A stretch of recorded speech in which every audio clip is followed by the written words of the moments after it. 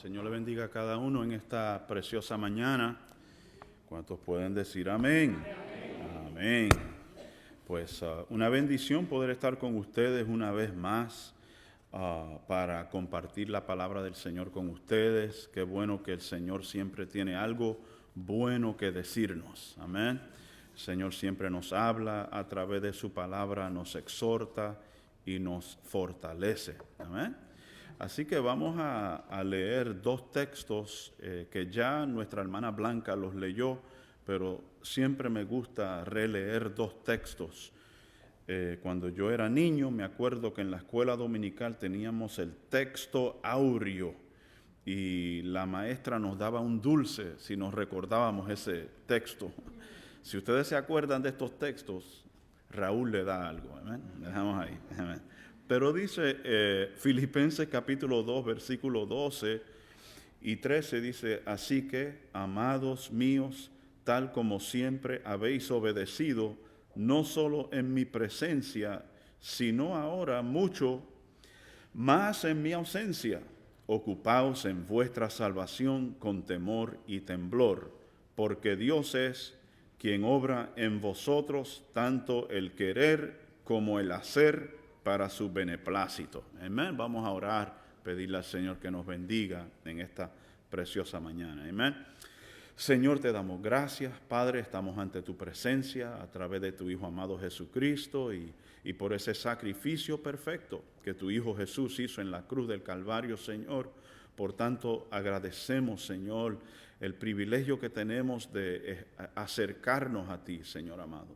Señor, te damos gracias, Señor, porque nos bendeciste con este privilegio también de estar acá en este lugar, Señor, para escuchar tu palabra. Imploramos, Señor, que tu palabra nos pueda hablar con claridad, Señor amado. Utiliza mi vida, Señor, para que yo pueda exponer tu palabra con fidelidad, Señor amado, y con honradez, Señor.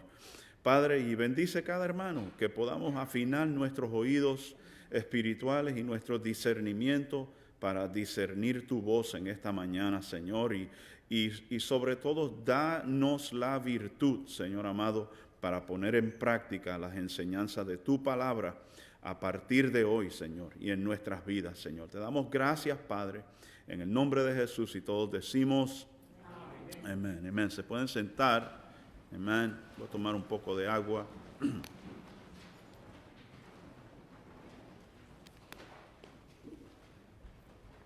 Amén. Pues quiero entonces hablarle en esta mañana bajo el título Dando forma a nuestra salvación, dando forma a nuestra salvación. Y quiero compartir con ustedes un poquito de mi vida y de mi crianza, pues yo me crié en una iglesia pentecostal, mis hermanos.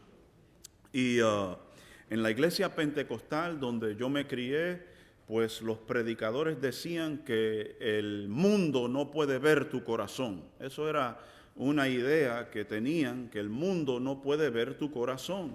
Solamente pueden observar y mirar tu apariencia. Y ellos hacían mucho énfasis en la iglesia donde me crié, en la forma en que uno vestía, en la manera en que tal vez que uno hablaba también, pero había un gran énfasis en las apariencias. Y voy a ser honesto y hablar sin tapuje esta mañana con ustedes. Las damas no se podían cortar el pelo. Yo no sé si usted sabe de lo que yo estoy hablando.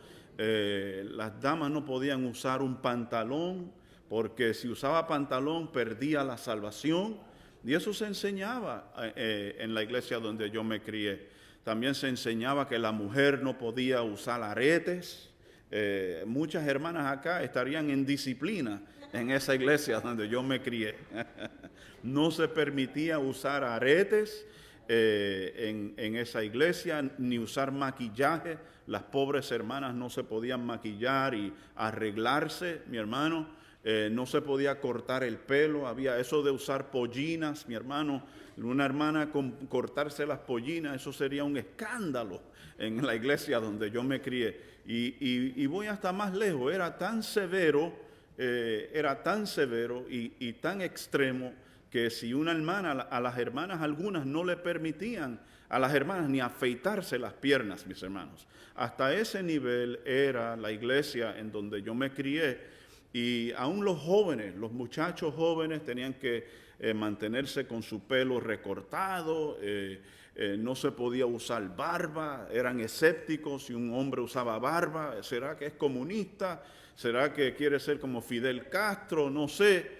Pero ese es el ambiente en que yo me crié, donde se hacía mucho énfasis en lo externo, y aún nunca nos dejaban ir a un teatro para ver una película, porque si íbamos al teatro íbamos a perder la salvación.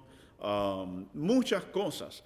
Medíamos las personas en base a lo que veíamos. Si un joven entraba a la iglesia con maones y qué sé yo, con tenis y no sé, con una polo shirt, pues no era cristiano.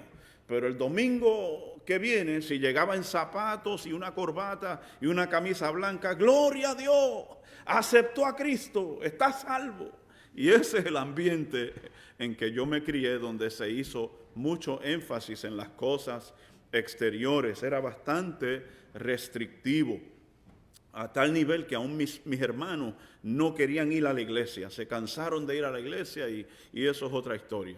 Pero, sin embargo, yo no diría que esas cosas no tienen ningún valor. Yo no voy a decir que esas cosas no tienen ningún valor. Posiblemente la motivación detrás de esas cosas era buena, era sana, no sé. Querían que el creyente se distinguiera de la persona que no era creyente, tal vez, no sé. Y yo no voy a decir que esas cosas no tenían ningún valor. Y todavía hay creyentes así que su conciencia no les permite ciertas libertades y creen que tienen que vestir de cierto modo y que ciertas cosas son prohibidas, aunque para otros no sean prohibidos, y eso es un tema para otro día. Pero sí podemos entender, yo creo, mi hermano, que cuando comenzamos a madurar en el Señor, cuando comenzamos a crecer en el Señor, comenzamos a darnos cuenta que esas cosas son secundarias, mis hermanos, que esas cosas no son primarias, son cosas secundarias, y hay cosas que son aún más importantes que las apariencias que nosotros mantenemos, mis hermanos. Yo voy a repetir eso, hay cosas que son aún más importantes que las apariencias que nosotros mantenemos. Esos predicadores de mi iglesia donde me crié decían: el Señor no puede ver tu corazón, por tanto tienes que seguir estas reglas. Perdón, el mundo no puede ver tu corazón, por tanto tienes que seguir estas reglas para que el mundo sepa que usted es un cristiano. Incluso en el altar tenían un rótulo que decía santidad a Jehová. Óigame, mi hermano, hasta ese nivel llegaba la iglesia donde yo me crié, mi hermano. Ahora, y repito, ellos posiblemente tenían buenas motivaciones. Hay cosas que son mayores y mucho más importantes que las apariencias. Tal vez ellos estaban intentando dar forma a su salvación a través de las apariencias, mis hermanos. Pero yo creo que a través de este pasaje que nosotros vamos a aprender hoy, el apóstol Pablo enfatiza lo que son nuestras actitudes. Y creo que la palabra de Dios nos va a convencer en esta mañana de que la manera en que nosotros le damos forma a nuestra salvación, es cierto que el mundo no puede ver nuestra salvación, pero puede ver nuestras actitudes, mis hermanos. Y hoy vamos a mirar cómo el apóstol Pablo enfatiza sobre la importancia de tener actitudes correctas. Es con las actitudes que nosotros albergamos en nuestros corazones que le damos forma a esta salvación que el Señor nos ha dado, mi hermano. Repito, es con esas actitudes que nosotros albergamos en nuestros corazones, mis hermanos, que le damos forma a la salvación que el Señor nos ha dado, mi hermano. El mundo siente y el mundo observa sus actitudes, mis hermanos. Usted puede ir al trabajo y decir: yo soy creyente, yo soy cristiano, llevar una Biblia de 4 libras y ponerla allí en su escritorio: soy cristiano.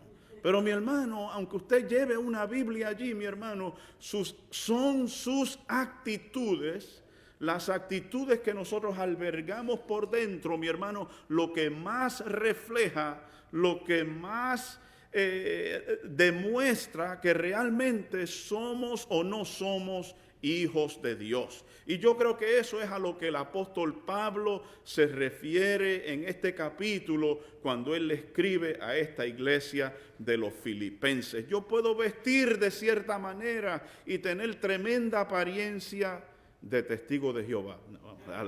Tener tremenda apariencia de cristiano, mi hermano, pero mis actitudes dicen mucho más que mi apariencia, mi hermano.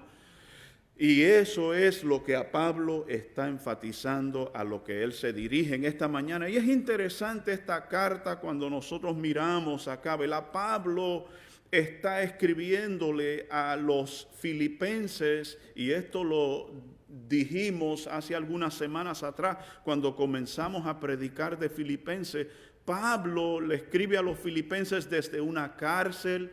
Él tiene ciertas libertades limitadas. Él está en Roma, en una cárcel, en un arresto doméstico. El libro de los Hechos, en el capítulo 28, habla de que el apóstol Pablo estaba en un domicilio, pero estaba allí confinado, mi hermano. Y aunque estaba confinado, el libro de los Hechos lo describe como su propia casa, pero al estudiarlo más a fondo, Pablo estaba en una confinación doméstica, estaba bajo arresto.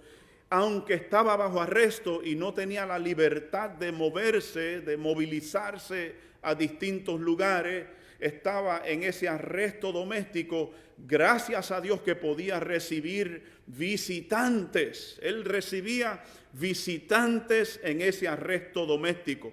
Yo quiero que vayan conmigo aquí al capítulo 2 de Filipenses, versículo 19, para ilustrar algunas personas que habían visitado a Pablo en su encarcelamiento, mi hermano. Y fíjate que Pablo habla aquí en el versículo 19, más espero. ¿Cuántos están conmigo? Filipenses 2:19, más espero en el Señor Jesús enviaros pronto. ¿A quién?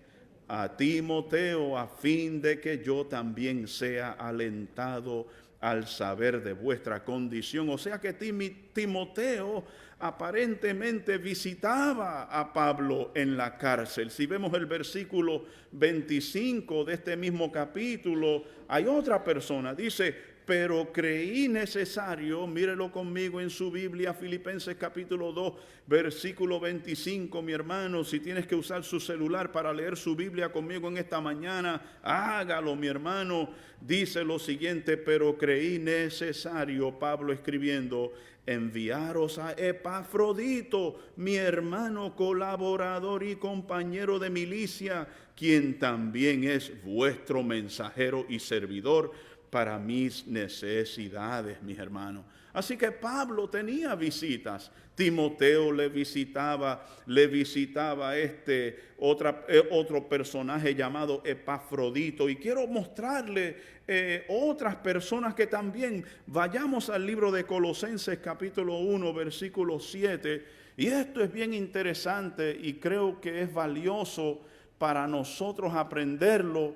Y en el libro de Colosenses capítulo 1, versículo 7, en esta carta, Pablo también menciona a otro hombre que aparentemente estaba con él en la cárcel, mi hermano, porque el libro de Colosenses, esta carta a Colosenses también fue escrita por Pablo desde la cárcel, desde una prisión, mi hermano. Y mira lo que dice Pablo aquí, tal como lo aprendisteis de Epafras, nuestro amado consiervo, quien es fiel servidor de Cristo de parte nuestra. Y mira lo que dice el versículo 8 para tener un poquito más de contexto, el cual también nos informó acerca de vuestro amor en el Espíritu. O sea que Pablo está en la cárcel, Pablo está arrestado, mi hermano, y él, mi hermano, le está escribiendo a los colosenses, pero está haciendo referencias a personas que le habían visitado en la cárcel, personas que habían tal vez alentado a Pablo en la cárcel, personas que tal vez ayudaban a Pablo mientras él estaba encarcelado. Pablo, tú no puedes salir de aquí, pero nosotros salimos y te lo buscamos. ¿Qué tú necesitas? ¿Cuáles son tus necesidades? ¿Cómo te sientes emocionalmente, Pablo? ¿Cómo está tu estado de mente? Vamos a orar juntos. Y Pablo tenía visitantes. Incluso mira el versículo 1 de Colosenses, mis hermanos. Ahí en este capítulo 1 de Colosenses, ¿quién está con Pablo mientras Pablo le escribe a los colosenses, mis hermanos? Mira cómo dice el texto, por favor, miren su Biblia. Dice: Pablo, apóstol de Jesucristo por la voluntad de Dios, y el hermano Timoteo. Así que Timoteo está con Pablo en la cárcel. Ellos están juntos allí, mi hermano. Allí estaba Epafrodito, allí estaba Epafras, mis hermanos, y habían aún otras personas que visitaban a Pablo en la cárcel, mi hermano, y tenían esa confraternidad, esa coinonía. Yo me atrevo a decir que tenían tremendo culto en la cárcel, mi hermano. ¿Cuántos pueden decir amén? ¿Cuántos creen que podemos adorar al Señor donde quiera? ¿Cuántos creen que podemos gozarnos en el Señor y ser alentados en el Señor a pesar de nuestras circunstancias en las cuales nos encontramos? Pablo estaba en la cárcel, mi hermano, y mira lo que dice, porque esto como que me motiva, como que me inspira. Me gustaría que ustedes vayan al libro de Filemón, un libro que casi ni se lee en la iglesia, mi hermano.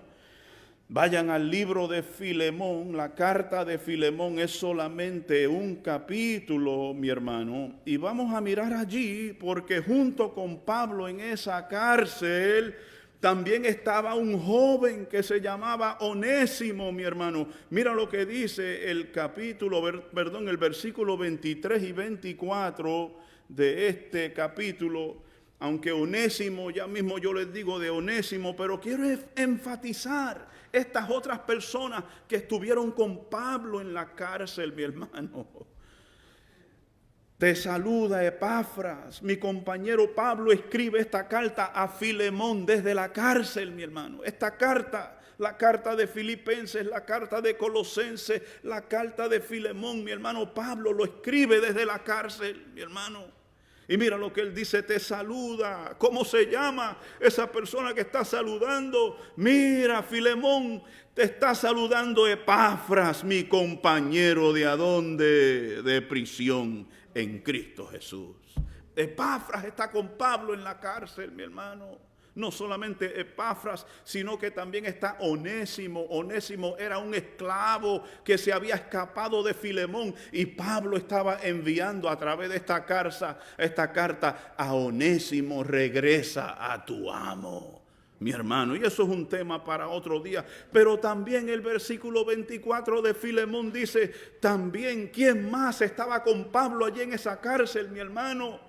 ¿Quién más estaba presente? Mira el versículo 24 en su Biblia. También Marcos, Aristarcos, Demas y Lucas, mis colaboradores. La gracia del Señor Jesucristo sea con vuestro espíritu. Óigame, mi hermano, yo desearía, tal vez una cosa de loco posiblemente, tal vez es algo que estamos un poco desquiciados, pero a mí me hubiese gustado estar con Pablo en la cárcel, mi hermano. A mí me hubiese gustado pasar varios días con Pablo en la cárcel para dialogar con él, para hablar con él, para aprender de él, para recibir inspiración, para recibir fe, para recibir ánimo, para recibir fuerza, para recibir atrevimiento, mi hermano, para seguir sirviéndole al Señor con todo lo que tenemos, mis hermanos. Y Pablo, mi hermano, desde esa cárcel, desde ese lugar, él de repente comienza a escribirle esta carta a los filipenses, mis hermanos. Y mira lo que dice Pablo hablándole a los filipenses, mis hermanos. Yo creo que esas conversaciones que tenía Pablo Marcos, con Aristarco, con Demas, con Lucas, con Onésimo, con Epafras, con Epafrodito y con todas esas personas, con Timoteo. Me imagino que esas conversaciones eran profundas, mis hermanos, y edificantes. Y Pablo saca su tiempo para escribirle a los filipenses. Y mira lo que dice en el versículo 2, mi hermano, de este capítulo 2, versículo 2 de Filipenses, mis hermanos, y ya estamos en el primer punto, aunque yo no lo había dicho. Estamos en el primer punto, porque estamos hablando sobre el título, dando forma a nuestra salvación, y damos forma a nuestra salvación cuando somos humildes y estimamos a los demás. Eso está en su boletín. Repito, damos forma a nuestra salvación. Espero que al terminar estemos súper convencidos de la importancia de darle forma a la salvación que Dios nos ha dado. Damos forma a nuestra salvación cuando somos humildes y estimamos a los demás. Mira lo que dice Pablo en el versículo 2 aquí. Él dice, haced completo mi gozo. Yo, Pablo, estoy en la cárcel, pero ustedes me pueden hacer gozoso a mí. Pueden producir, pueden bendecir mi vida si hacen esto. Haced completo mi gozo. Ya tengo gozo, pero tendría más gozo si ustedes, filipenses, siendo del mismo sentir, conservando el mismo amor, unidos en espíritu, dedicados a un mismo propósito, dice el apóstol Pablo. Él anhelaba ver unidad entre ellos, ver un mismo sentir, un mismo propósito. Esto me daría más gozo aún si ustedes florecen en unidad, iglesia de Filipos.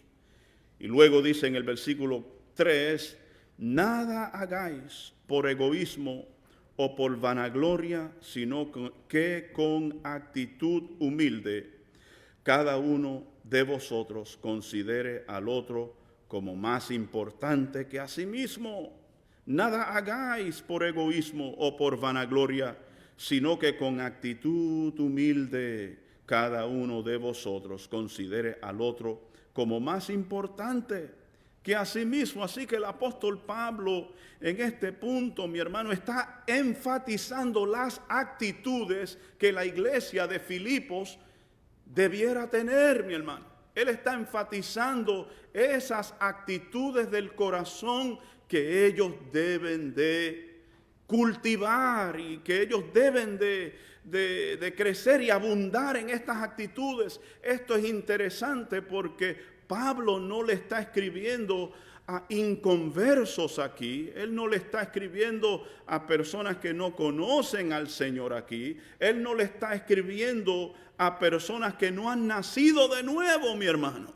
Él está escribiéndole a cristianos acá, mi hermano, y él le está diciendo, no hagan nada. El versículo 3, mírenlo conmigo, él les dice, no hagan nada por egoísmo o por vanagloria, sino que con actitud humilde cada uno de ustedes considere al otro como más importante que a sí mismo. Si yo le hago la pregunta a usted, mi hermano, ¿será posible? Porque estamos hablando de lo que es albergar esas actitudes, mis hermanos, que le están dando forma a la salvación que el Señor nos ha dado, mi hermano. Si yo le pregunto a usted en esta mañana, ¿será posible que un cristiano, una persona nacida de nuevo, mi hermano, pueda tener en su corazón ambición y egoísmo? Óigame, mi hermano, ¿qué clase de pregunta es esa, no? Si es que un cristiano puede tener ambición y egoísmo, si puede tener egoísmo y vanagloria en su vida, mi hermano, tendríamos que responder tristemente que sí, mi hermano.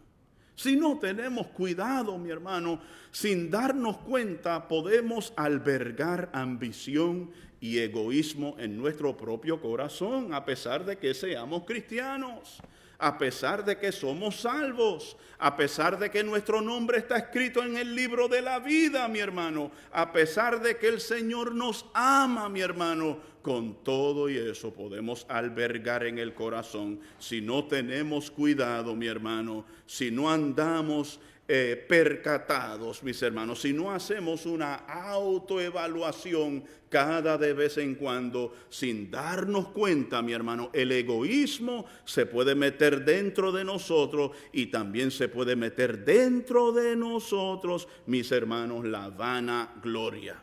Yo le voy a dar una ilustración de la vida de James Dobson. ¿Cuántos han escuchado hablar de James Dobson, el psicólogo cristiano, mi hermano, que tenía un programa que se llamaba Enfoque a la Familia? ¿Quién se acuerda?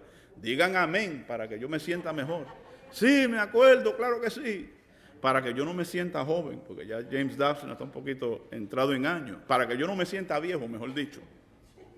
Pues James Dobson en cierta ocasión escribió un libro que fue un éxito, y el libro se llamaba El amor tiene que ser fuerte. Ese se llamaba el libro, y ese libro se vendió y se vendió y se vendió y se vendió. Ese libro vendió miles de ejemplares en los Estados Unidos y en el mundo, y fue un éxito. Y James Dobson fue a escribir su segundo libro, y no me acuerdo cómo se llamaba ese libro, pero fue a escribir su segundo libro, y él confiesa que él tenía un deseo de que ese libro también tuviese éxito en el mercado cristiano y que muchas personas lo compraran, y estaba bien ambicioso. Y el que le estaba ayudando a publicar el libro le dijo: señor Dobson, ¿por qué usted tiene tanto deseo de que ese segundo libro que usted está escribiendo sea de tanto éxito? Y James Dobson confiesa que era la ambición y el egoísmo personal en su vida, ¿verdad? Así que a cualquiera se le puede entrar en el corazón lo que es la vanagloria, lo que es el egoísmo, mi hermano, lo que es la ambición. El apóstol Pablo está acá hablando de nuestras actitudes, mis hermanos, y yo creo que nosotros, mis hermanos, damos forma a nuestra salvación cuando somos humildes y estimamos a los demás. Pablo dice lo siguiente, mi hermano, en la segunda parte del versículo 3, él les dice: sino que con actitud humilde cada uno de ustedes considere a otro como más importante que sí mismo. Y antes de entrar al próximo punto, y yo prometo que los próximos 2 puntos vamos a ir un poquito más rápido, mi hermano. Vamos a tal vez romper la ley. Es 50 millas por hora, pero tal vez vamos a romper la ley en el segundo y el tercer punto, mi hermano. Pero Pablo está enseñando algo importante aquí, y yo creo que esto es importante para nosotros, lo que es la autoevaluación, para asegurarme de que mis actitudes le están agradando al Señor. Y también Pablo está hablando de la suplantación. Él dice: en vez de tener egoísmo, en vez de tener vanagloria, saquemos el egoísmo y la vanagloria, removámoslo y pon en ese lugar la humildad y la estima a los demás. Vamos a estimar a los demás. Cambiemos una cosa por otra, está enseñando el apóstol Pablo acá. Y creo que eso se aplica a nosotros, mis hermanos. Le voy a leer el versículo 4, luego vamos a seguir. Dice: no buscando cada uno sus propios intereses, sino más bien los intereses de los demás, dice el apóstol Pablo. Y en este segundo punto que vamos a tocar ahora, damos forma a nuestra salvación cuando, y esto es un punto fuerte, mi hermano, pero está en la Biblia, y nosotros tenemos que mirarnos en la Biblia como si la Biblia fuese un espejo donde nosotros vemos, lo voy a decir, mi hermano, los defectos de nuestra vida, las cosas que tenemos que cambiar en nuestra vida. Es cuando uno se mira en el espejo, y seguramente usted se ha dado cuenta de eso, que mientras más usted se mira en el espejo, perdona que yo diga esto, mi hermano, más defectos encontramos. Oiga, yo no sabía que esta oreja era más grande que esta, y este ojo como que es más grande que este, y como que tengo los labios torcidos. Óigame, dejo de mirarme. Gracias a Dios que hoy hay un filtro, ¿no? La gente sube en las redes una foto con un filtro, qué sé yo. Pero mi hermano, la Biblia en este punto, mi hermano, que vamos a mirar en el día de hoy. Este segundo punto: damos forma a nuestra salvación cuando evitamos la murmuración y la discusión o las contiendas. Damos forma a nuestra salvación cuando evitamos la murmuración y la discusión. Fíjese, mi hermano, que el apóstol Pablo conocía el significado de la humildad.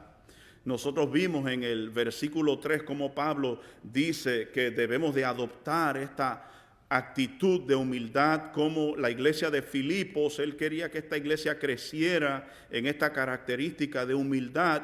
Y Pablo conocía, él tenía un entendimiento muy bueno de lo que era la humildad.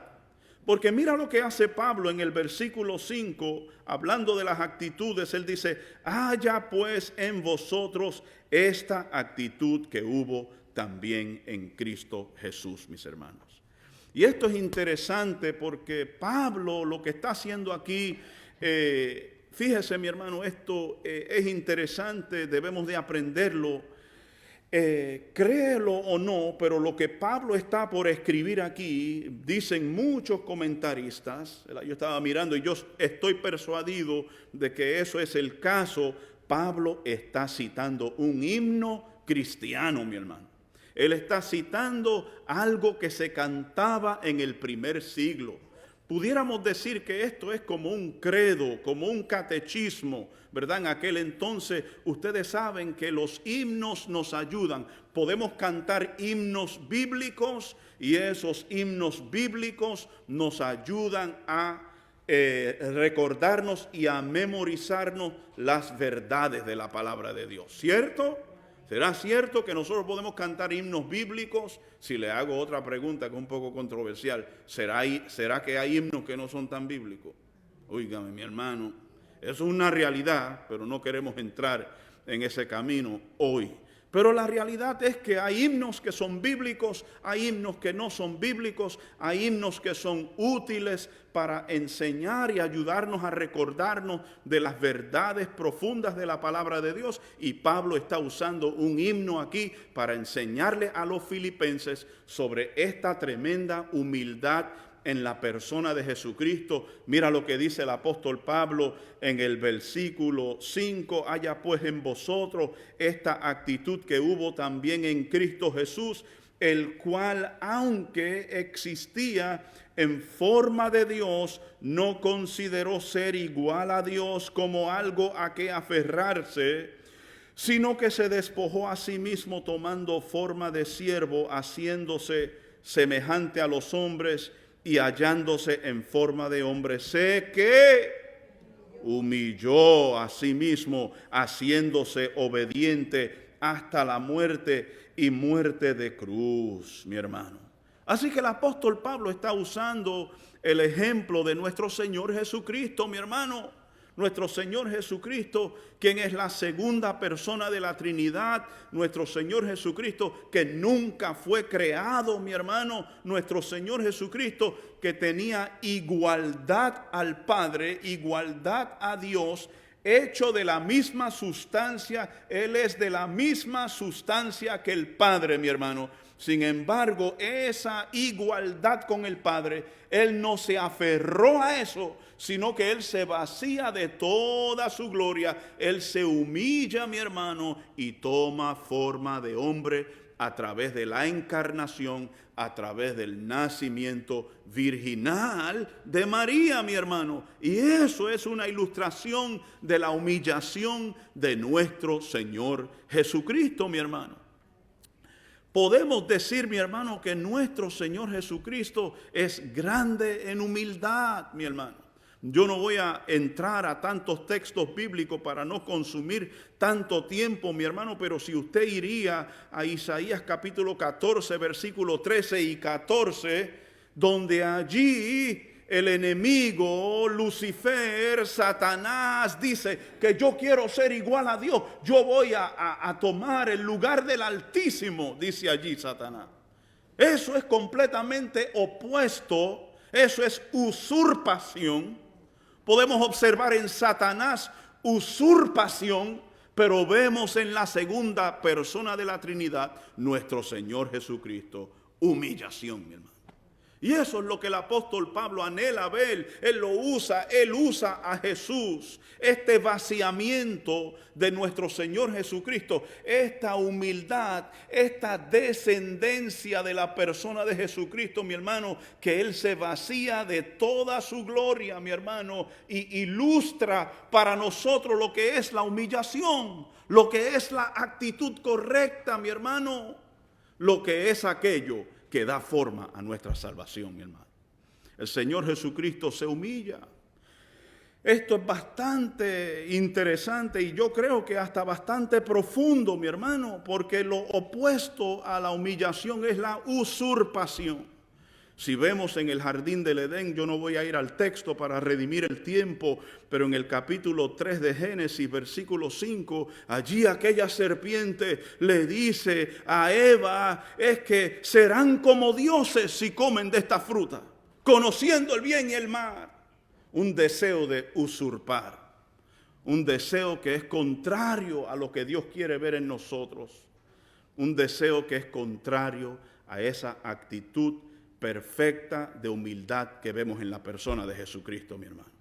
Y Pablo sigue escribiendo en este himno que él está citando, porque esto es un himno que el apóstol Pablo está citando, mi hermano, y dice el versículo 9 aquí, mi hermano, esto es un credo. Me gustaría un día tener tiempo para enseñarles sobre los credos que encontramos en la Biblia, mi hermano, que son profundos y que demuestran la deidad de nuestro Señor Jesucristo.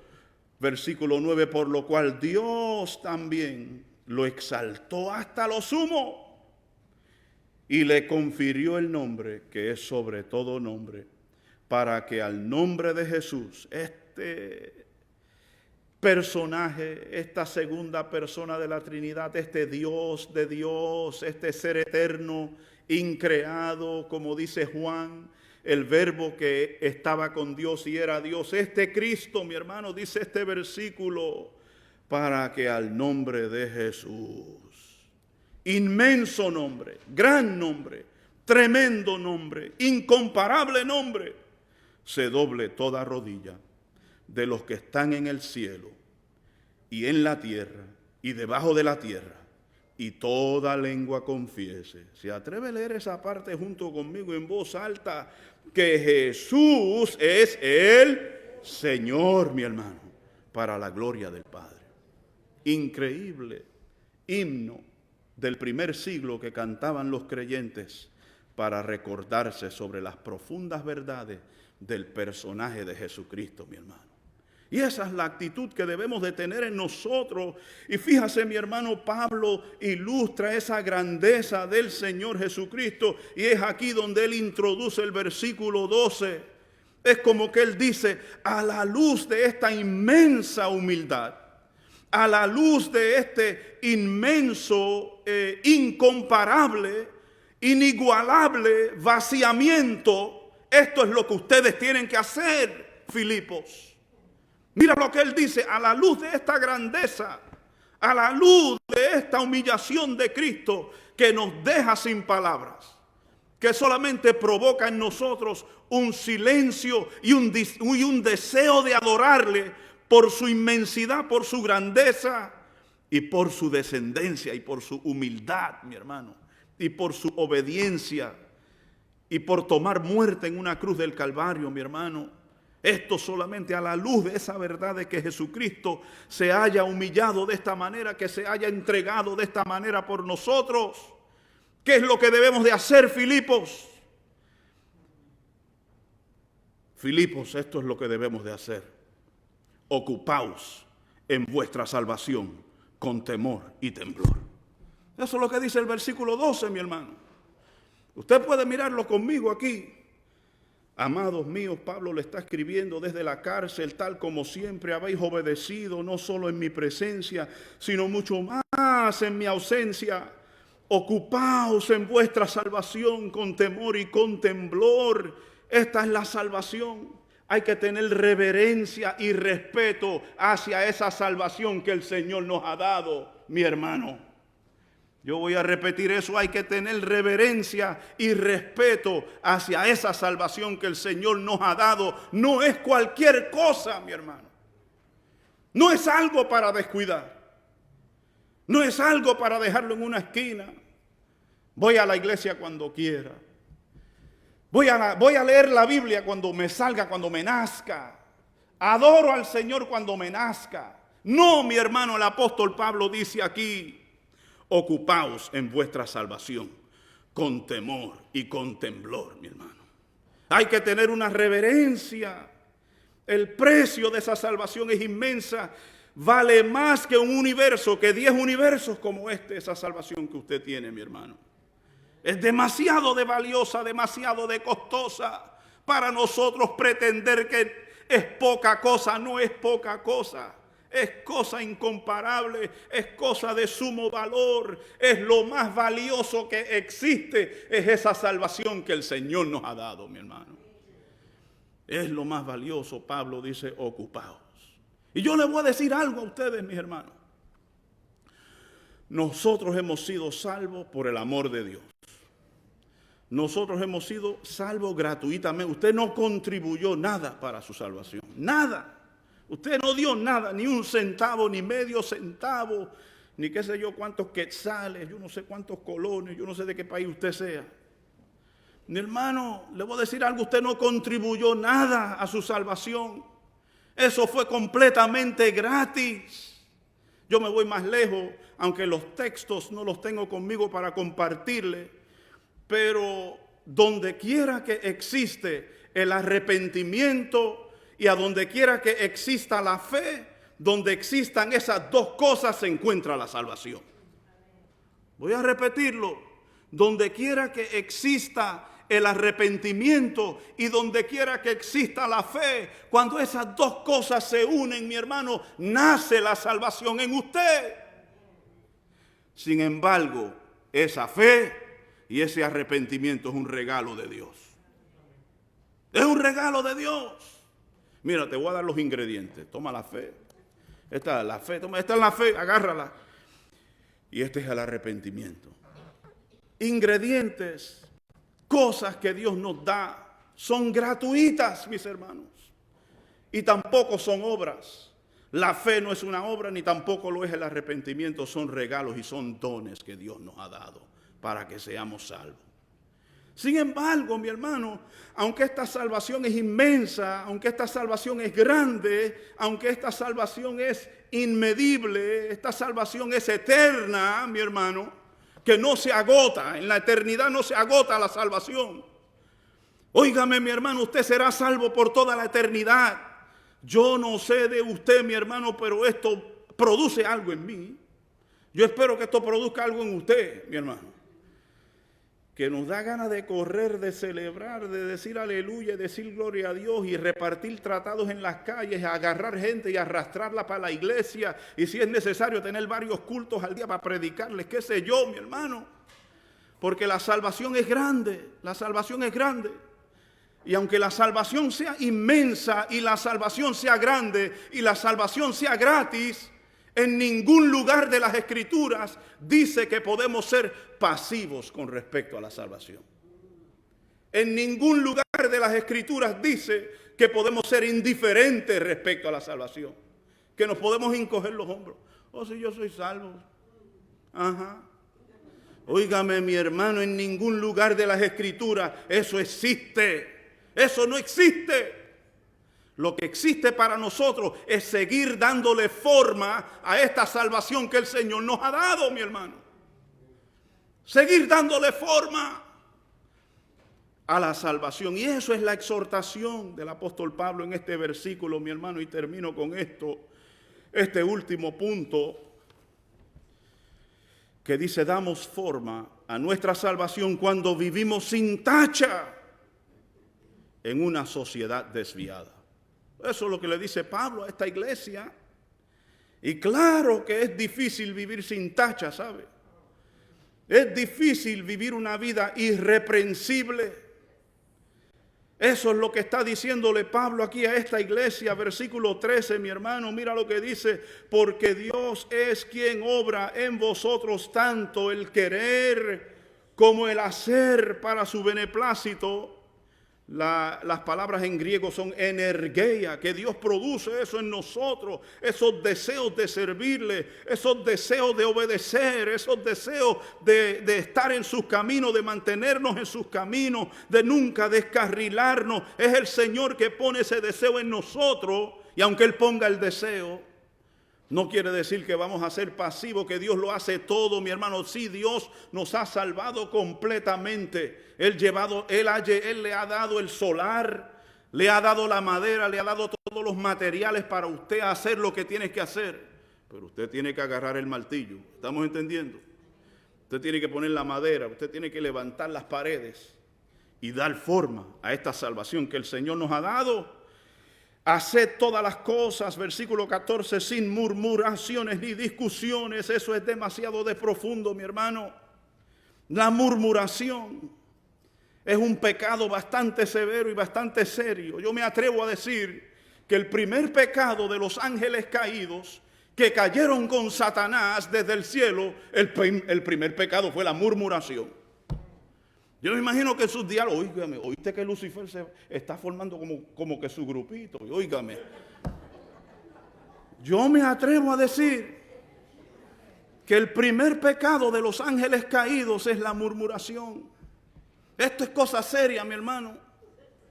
Evaluemos nuestras actitudes, evaluemos nuestro carácter, quiénes somos en el Señor. Esto es cosa seria. Démosle forma a la salvación que Dios nos ha dado. La forma de mi salvación tiene que ser mejor que la de los ángeles caídos, mis hermanos.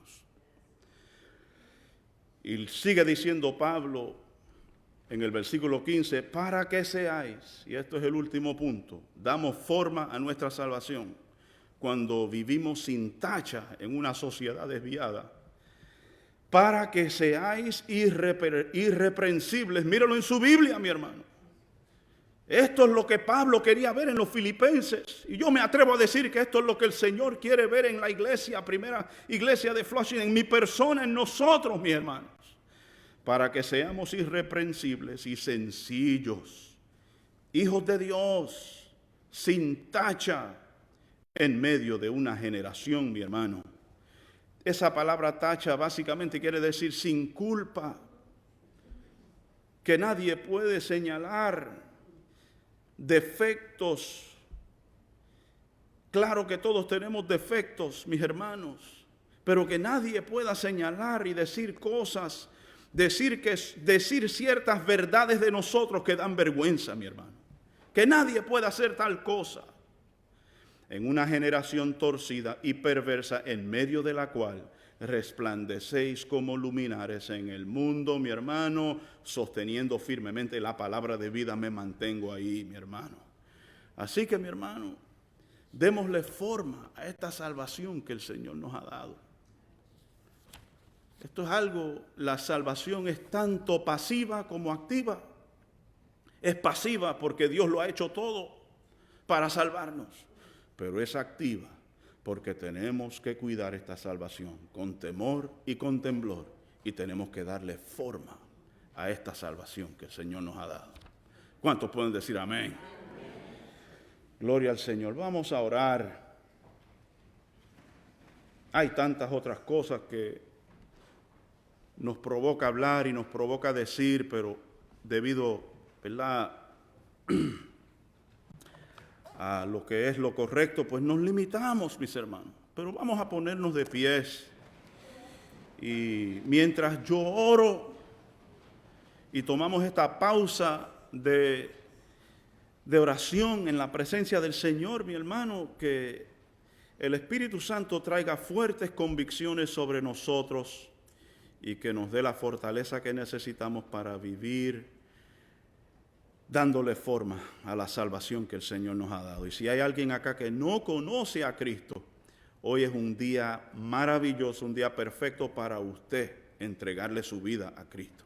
Allá donde usted está, no tienes que orar en voz alta, no tenemos que llamar la atención a ti ni nada por el estilo. Solamente allí donde usted está, invite a Cristo a entrar a su corazón y que Él le salve, que escriba su nombre en el libro de la vida, que le perdone de sus pecados. Aleluya. Vamos a orar. Señor Padre, te damos gracias por tu palabra, Señor, por tu bondad, por tu misericordia, Señor, por habernos hablado a través de tu palabra, Señor. Nos has hablado a través de ella, Señor. Ella es hermosa, es un tesoro para cada uno de nuestras vidas, Señor. Ayúdanos a atesorarla más, enamorarnos más de tu palabra, de este tesoro que está entre nosotros, Señor.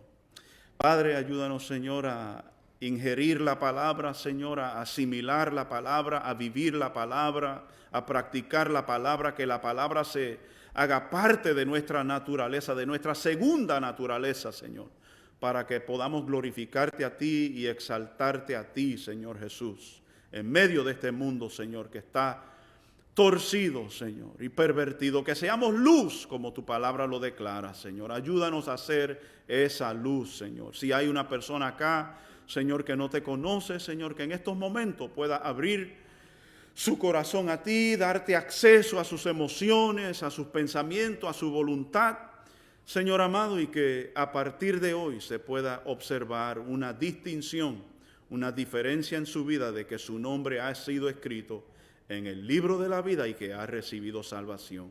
A ti te damos toda la gloria y la honra, Señor, por tu palabra, en el nombre de Jesús. Y todos decimos, amén. Amén.